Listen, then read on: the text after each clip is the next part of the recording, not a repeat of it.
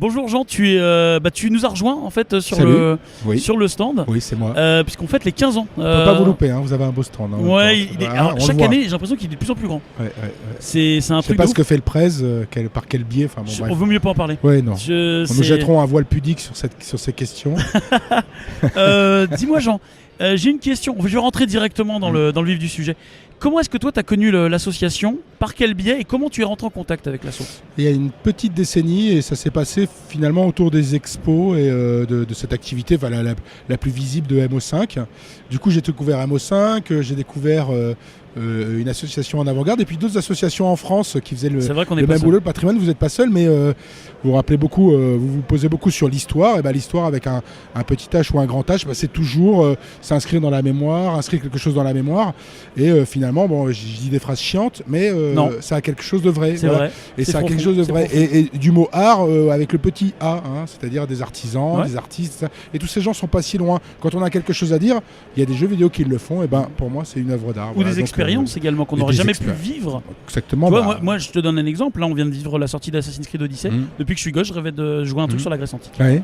Un truc vraiment en mode beau, machin, tout ça. Et en même temps avec un propos, c'est-à-dire c'est pas une reconstitution d'Homère. On n'est pas dans un pays fantastique. Ouais. On galère. Il y a un réalisme. Alors il y a un petit peu de fantastique de ci de là, mais ça c'est un peu logique. Mais quand même, ils font pas, ils vont pas mettre des monstres partout, des golems, etc. Oui. Ils font le kraken à tout bout de champ, non. Non, on galère pour passer d'une île en île, voilà, c'est pas simple, etc. Puis c'est documenté. Et voilà, et essayer de montrer ça, moi je pense que c'est chouette. Et puis je pense que c'est en train de s'installer, malgré tout. Et petit à petit, ce que je redis, Stephen King a bien fait la une du New York Times. Je vois pas pourquoi Journée ou un Assassin's Creed un jeu de Fumito Ueda. Exactement. Formidable, j'adore. Oui, mais encore ça c'est les trucs les plus visibles. Mais je pense qu'on peut aller sur des. C'est la partie émergée de l'iceberg. Ouais, nous on dit c'est du divertissement, c'est du loisir. On peut peut-être aller même de ce côté-là. Pourquoi Pong, c'est une œuvre de loisir, mais c'est peut-être aussi quelque chose qui proche flirte de avec l'art. Ouais, exactement. C'est vrai que c'est souvent une question qu'on pose aux gamers. L'architecture. C'est des questions qui restent souvent ouvertes. Ça reste de l'ordre de la philosophie. Ça reste des questions. Est-ce que le jeu vidéo est proche de l'art? Est-ce que c'est de l'art? On n'a pas toujours la réponse, mais ça s'en rapproche. Non, mais ça cherche. Et puis on trouve aussi, moi l'architecture, je pense qu'on rapproche trop peu l'architecture du jeu vidéo, trop peu. Un jeu comme Pong, on part de rien et il faut imaginer une simulation de ping-pong ou de tennis, on ne sait pas très bien.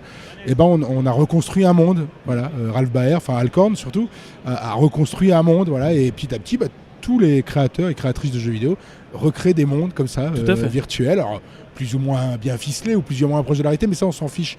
Mais je trouve que le rapport à l'architecture est trop peu, par exemple, exploité. Alors que c'est génial. Moi, tu citais Assassin's Creed. Assassin's Creed, c'est carrément, c'est fabuleux. C'est de la copie ou c'est de la réimagination, c'est de la reconstruction, voilà. Avec documents d'époque à l'appui. Exactement. Même si c'est rétréci, même si c'est miniaturisé, mais on a quand même un travail qui est quand même incroyable. C'est colossal. C'est le jeu vidéo, la télé pompe là-dessus à mort, toutes les émissions d'histoire. Bon bref.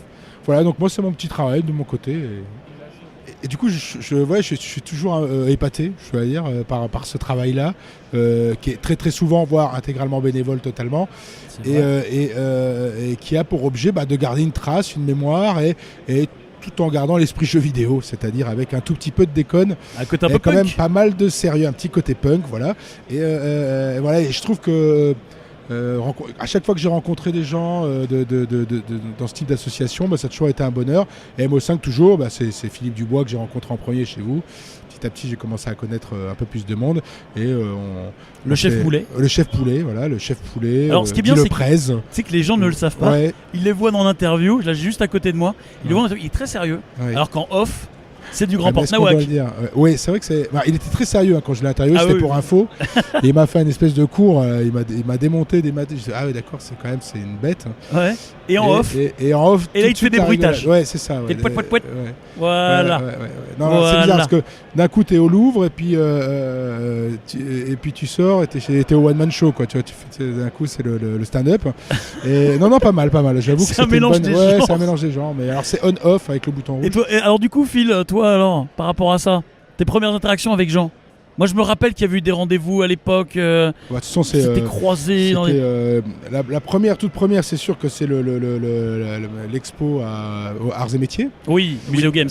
Muséo Games, qui était vraiment une belle expérience. On t'a demandé à venir et on t'a dit, mais oui, c'est super intéressant, c'est super important, justement, que les journalistes parlent, des journalistes, ou en plus, des philosophes, donc Ça va bien au-delà, justement. Ça dépend des heures. Ça dépend, c'est comme toi, ça dépend des heures. Hein. C'est pas... Voilà, exactement. Là, ce soir, je sais en pas tout cas, si ça a beaucoup philosophé. gamer et qui comprenait le sujet, c'était très important pour notre com.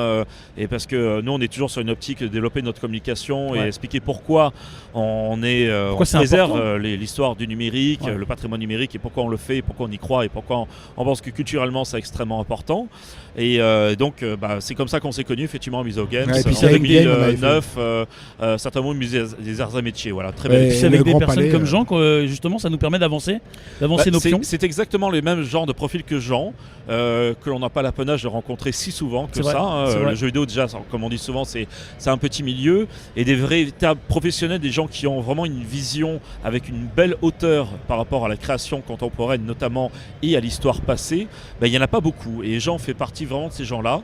Quelqu'un qui a vraiment un passé très riche, qui comprend finalement, qui a le même langage que nous lorsqu'on va parler de patrimoine. C'est ça qui est important. Moi, c'est ça que je trouve, et à titre personnel, super fort avec Jean, c'est qu'il a cette vision vue de l'extérieur, donc un intellectuel dans la presse, etc., spécialisé. On peut se dire, oh là là, brillant. Il est collé monté, brillant, et il est collé monté, etc. Et dès que tu discutes avec lui sur le jeu vidéo, etc., c'est un gamer. Exactement. Et ça, c'est voilà, il arrive à marier les gens. Ça, c'est un problème aussi. Ça, enfin, certainement. Mais en tout cas, c'est grâce à des rencontres comme celle-ci que nous, on peut également progresser. Et toute la progression de l'association depuis 15 ans, c'est basé sur des rencontres comme ça, fortuites, et puis le Grand Palais, qui ont donné naissance souvent à des amitiés, comme c'est le cas avec Jean de nos jours.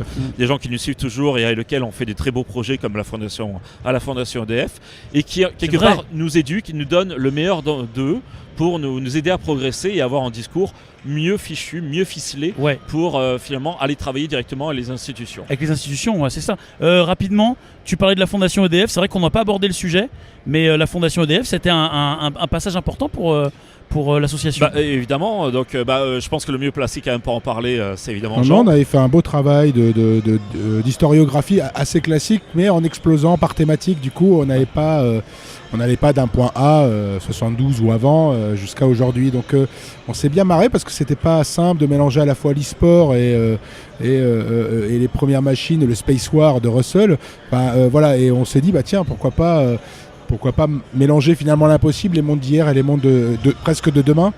Et on s'était bien éclaté, gros succès grâce à Emo5. On a près de 120 000 visiteurs. Très beau succès. Voilà, c'est pas, avec c'est succès pas public et critique. Et beaucoup de médias qui ont suivi et qui ont posé vachement de questions là aussi, parce qu'on a misé sur le beau. On voulait que ce soit beau, on voulait que ce soit design, on voulait rester dans le ton du lieu. Voilà. Que ça sonne un peu art contemporain, et finalement on se rend compte surtout que le jeu vidéo est pas si étranger que ça à l'art contemporain. Et c'est marrant parce qu'on le voit visuellement, c'est-à-dire qu'il n'y a pas d'intermédiaire, il n'y a pas quelqu'un qui va vous dire attention, vous voyez que ça ressemble un peu à de l'art, de l'art avec un grand A. Non. C'est les gens ils étaient invités, ils le regardaient, ils le voyaient d'eux-mêmes, et voilà. Et la frontière était passée, ils se sentaient très bien. J'ai eu de super retours, enfin très très belle expérience aussi.